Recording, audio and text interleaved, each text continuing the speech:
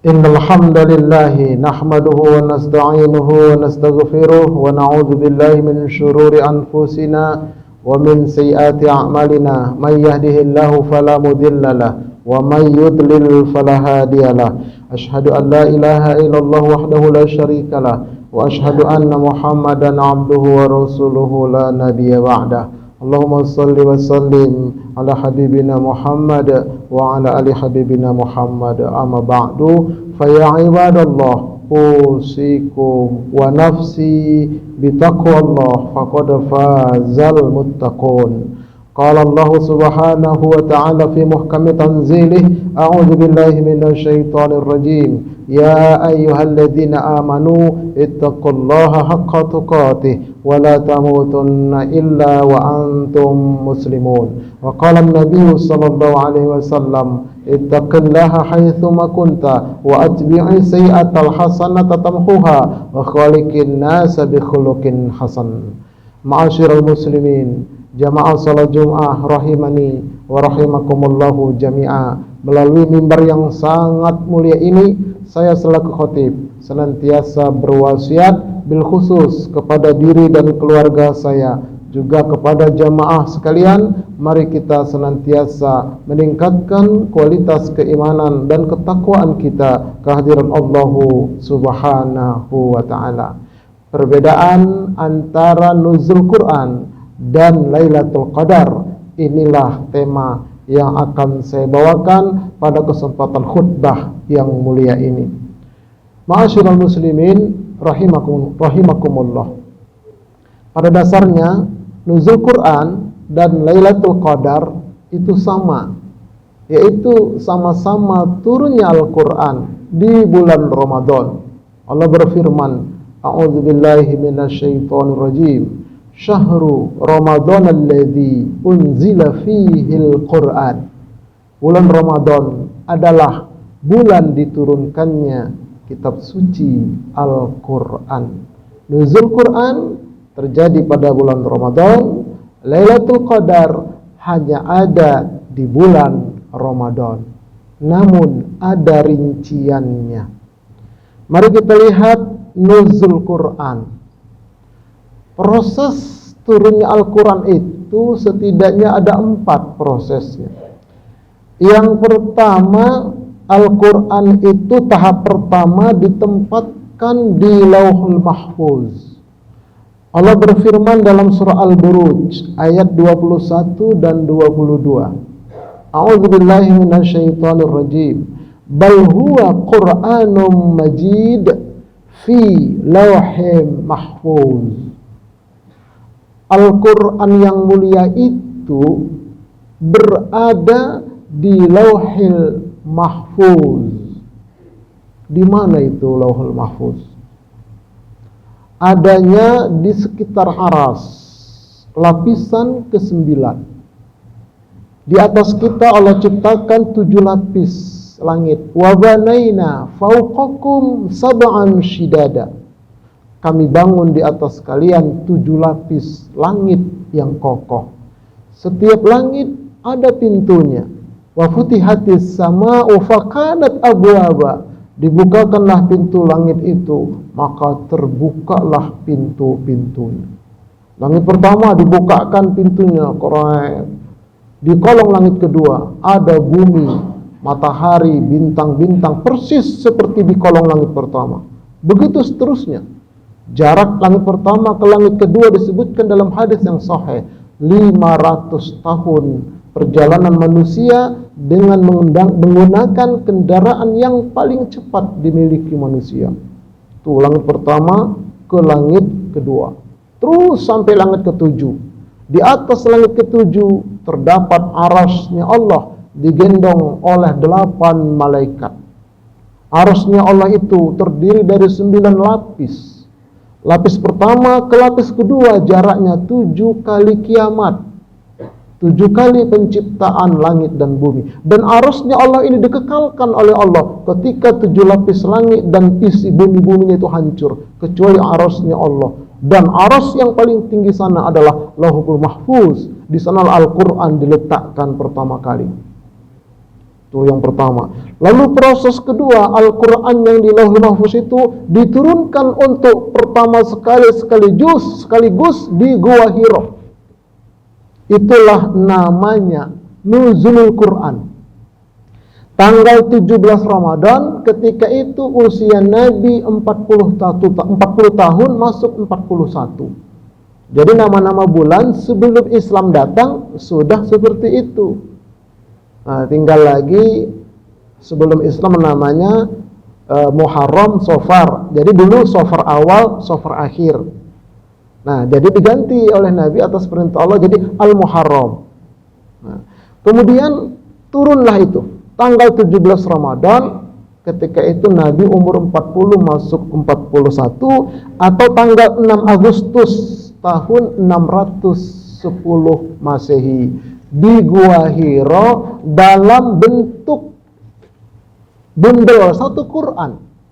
Ada riwayat mengatakan Quran itu yang dalam bentuk tulisan itu ditulis di atas kain sutra merah. Dibukakan di depan Nabi, Iqra ya Muhammad, baca ya Muhammad, ma'ana biqari. Saya tidak bisa baca. Andai kata Nabi bisa baca, dipegang sama Nabi, dibawa sama Nabi. Tapi Nabi nggak bisa baca. Dan itu terjadi tanggal 17 Ramadan. Nah, ini disebutkan dalam Al-Quranul Karim. In kuntum amantum billahi wa ma anzalna ala abdina. Jika kalian beriman kepada Allah dan beriman terhadap apa yang kami turunkan kepada hamba kami Muhammad, Yaumal Furqan, pada hari Furqan, Yaumal Taqal Jam'an, pada hari bertemunya dua pasukan. Para ulama tafsir mengatakan bertemunya dua pasukan di sini adalah perang Badar. Perang Badar itu terjadi pada tanggal 17 Ramadan ketika Nabi sudah di Madinah. Jadi perang Badar 17 Ramadan, kata Allah, sama turunnya Al-Quran pertama kali di Gua Hira pun 17 Ramadan. Itulah namanya Nuzulul Quran. Jadi Nuzul Quran itu peristiwa turunnya Al-Quran secara utuh dalam bentuk buku dari Lauhul Mahfuz ke Gua Hira. Itu Nuzul Quran dan cuma sekali terjadi.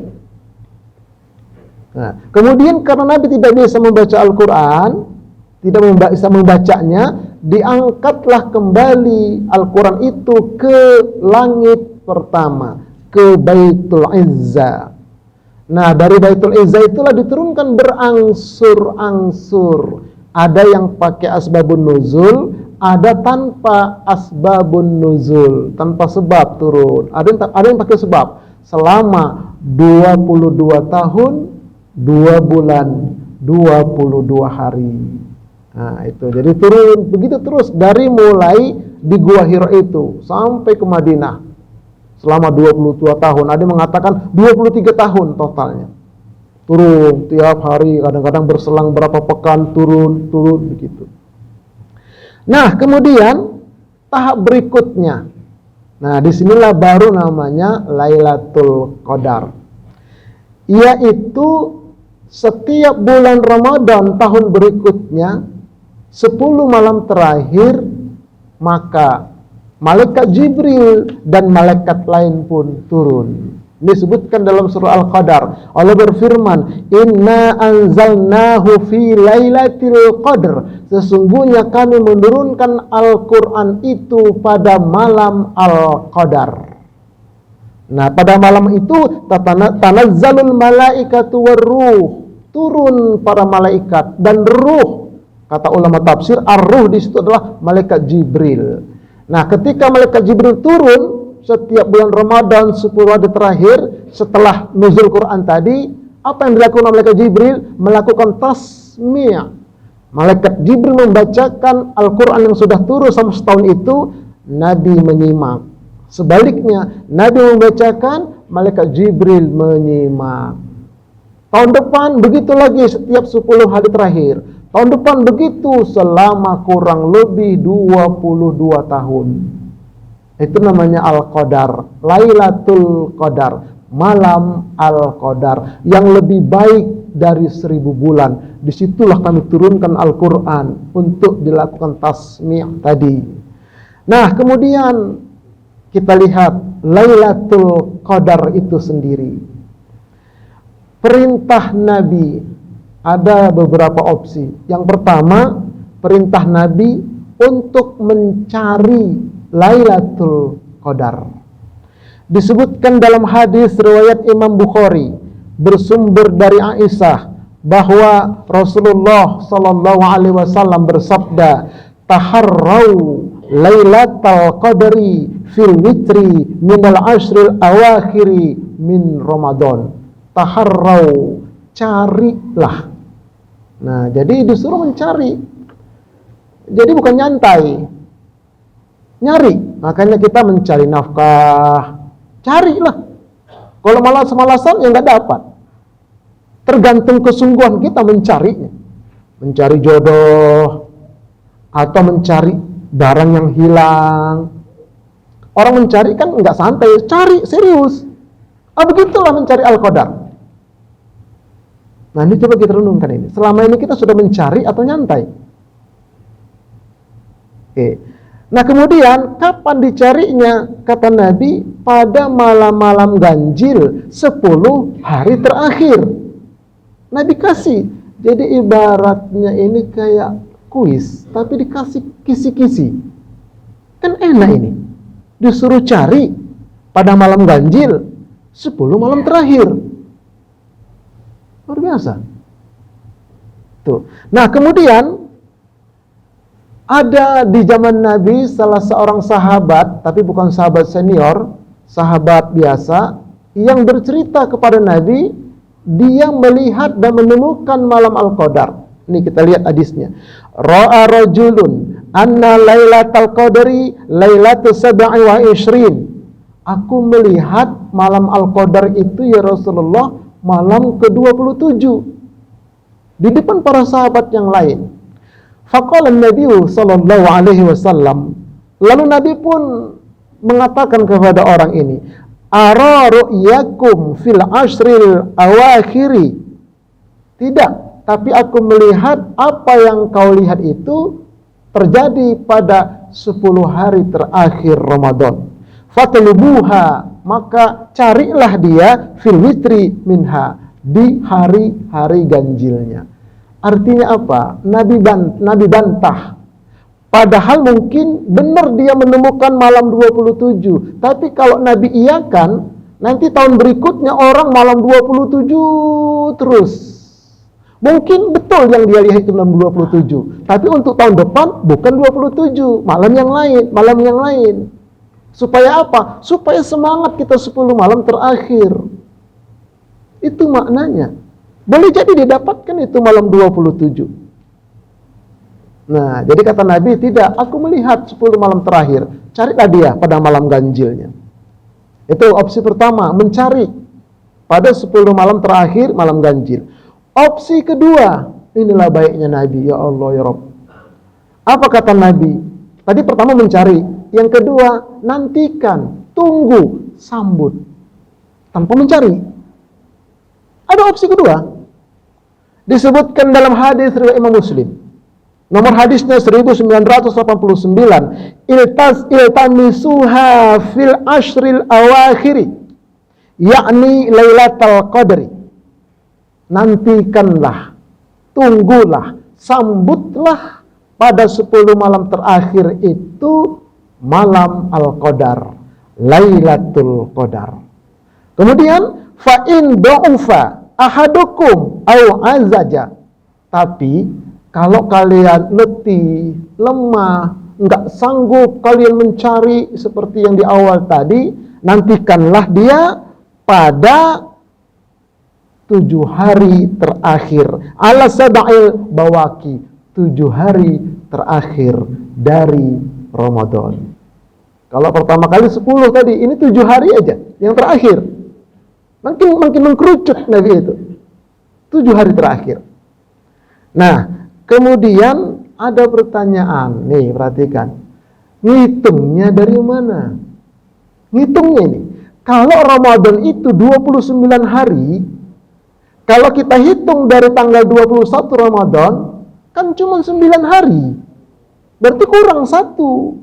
Nabi itu seumur hidup, puasa Ramadan itu 7 kali. 8 kali maksud saya, 8 kali. 7 kali 29 hari, 1 kali 30 hari. Kata Nabi, cari 10 hari terakhir. Kalau 29, ya berarti kurang 1. Berarti menghitungnya dari belakang. Jangan dari depan. Berarti tanggal 29, malam 29 itu malam 10, berarti malam genap. Wah, kan berarti kali itu begitu kita anggap malam ganjil, ternyata malam genap. Jong berarti. Ayo coba. Tuh, 10 malam terakhir, mundur dia ngitungnya. Berarti tanggal 19, malam 20 itu malam pertama, malam ganjil. Ini tahun ini kan ada nampaknya ini ada ciri-ciri 2 lebaran kita ini. Ya, Muhammadiyah sudah terang-terangan tanggal 21. Berarti 29 hari puasa.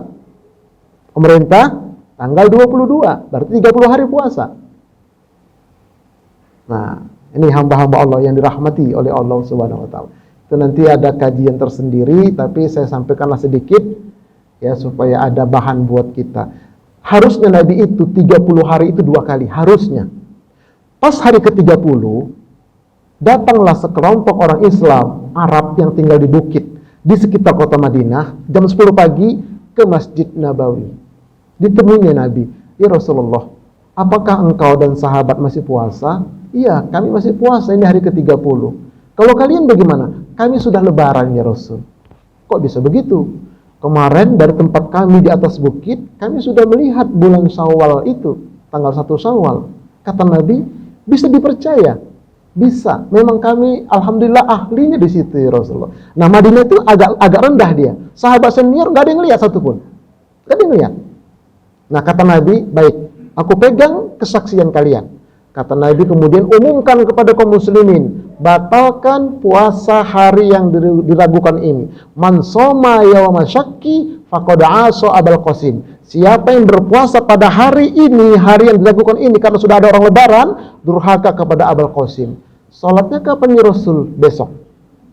Nah, jadi pernah terjadi dualisme lebaran. Karena saya pribadi dengan keluarga saya, kalau ada yang sudah lebaran, sementara puasa sudah 29, kami batal. Sholatnya nggak apa-apa besoknya. Kenapa?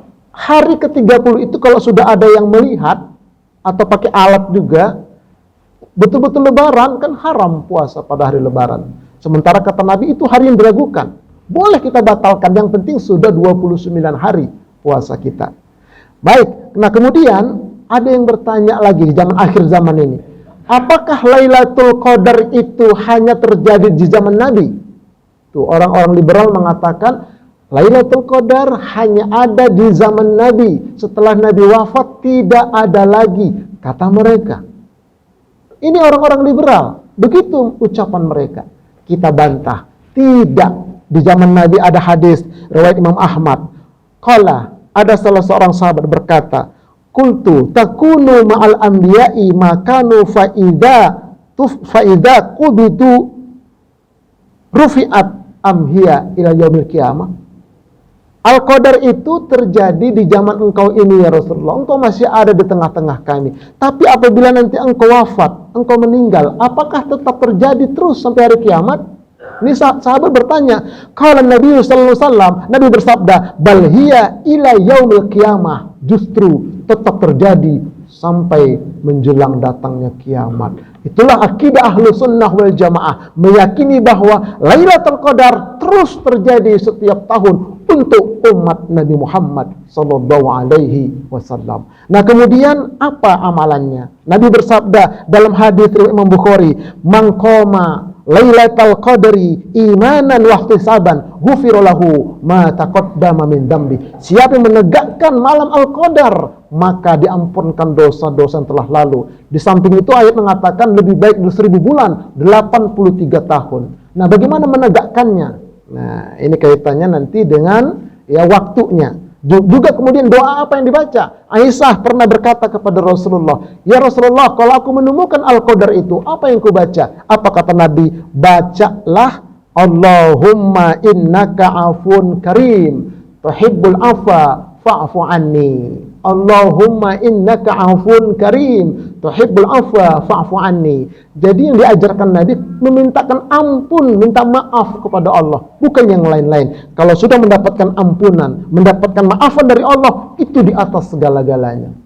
Terakhir, kapan Al-Qadar itu turun? Dari jam berapa sampai jam berapa? Disebutkan dalam Al-Qadar tadi, salamun hiya hatta matla'il fajr. Al-Qadar itu selamat, sejahtera, bertahan di satu tempat sampai subuh di tempat itu. Nah, pertamanya turun di mana? Pertama turun, kata ulama, di Ka'bah sekitarnya. Maghrib di Ka'bah udah turun Al-Qadar, bertahan di situ dan di wilayah itu sampai subuh, bergeser ke timur, bergeser ke barat, bergeser, terus seluruh bumi dapat sampai maghrib di Indonesia, bertahan terus sampai subuh, bergeser, naik lagi ke atas. Jadi mulai maghrib sampai subuh berada di satu wilayah. Makanya kalau kita tegakkan malam itu kita salat qiyamul Ramadan, salat tarawih, baca Quran, maka itu lebih baik dari 1000 bulan. Adapun ciri-cirinya cerah, tenang, dan begini, ada dua itu perasaan jiwa kita, tergantung rezeki ini. Jadi ada yang merasakan malam itu tenang, nyaman, luar biasa, berbeda dengan malam yang lainnya selama ini. Itu dapat dia. Atau yang kedua, ada orang malam itu dia mau ibadah tapi ngantuk, nggak kuat, tertidur, berarti itu turun, belum rezeki. Kalau belum pernah merasakan itu berarti masih jauh.